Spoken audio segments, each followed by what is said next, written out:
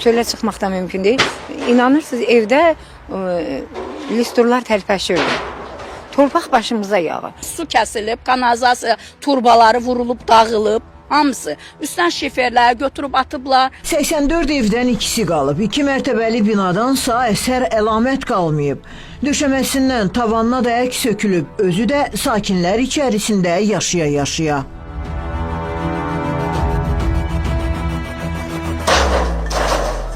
İşığı da kəsdilər, qazı da, suyu da. Nəsimi rayonu Qərib Babayev küçəsindəyik. Sakinlər iddia edir ki, bugün onlar burada yaşaya-yaşaya binada söküntü işləri davam edir. Sakinlər isə iddia edir ki, kompensasiya həcmi az olduğundan onlar mənzillərini tərk etməyəcəklər.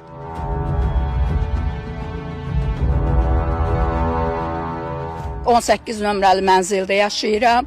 Bizdə kvadrat 15 kvadratda söküntü işləri gedir burada. Hamını deməli kompensasiya ilə razılaşdırıblar. Mən 15 kvadratıma görə 15 kvadratın pulunu təklif edir. Mən 15 kvadratla heç bir yerdə heç nə ala bilmirəm.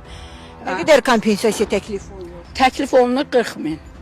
5 kvadrat metrə? Kvadrat metrə 2700-lə verir kvadratını, 39 min nə qədər eləyir, heç 40 da bitmir. Bununla mən gedib heç bir yerdə özümə heç nə eləyə bilmirəm. 42 kvadratım var. 42 kvadrata 114 min pul eləyir. Mən o pulla ya məni 2 otaqlı evlə şəhərin mərkəzində təmin etsin, Xətai, Nəsimi, Nərmanov, harada eləyirsin 28.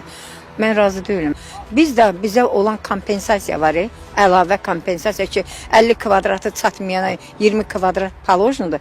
Mən onu istəyirəm, başqa şey də istəmirəm dövlətimdən. İndi suyumuzu kəsmişdilər, ona dözdük. Mən belim sınıqdır, inanırsan mən 10 gündür su daşırım aşağılardan, küçələrdən. Nəsimi rayon icra hakimiyyətindən sorğumuza cavab olaraq bildirildi ki, sözü gedən ünvanda park salınacaq. Gələn həftə kompensasiyanın azlığından şikayətlənən sakinlərlə danışıqlar aparılacaq.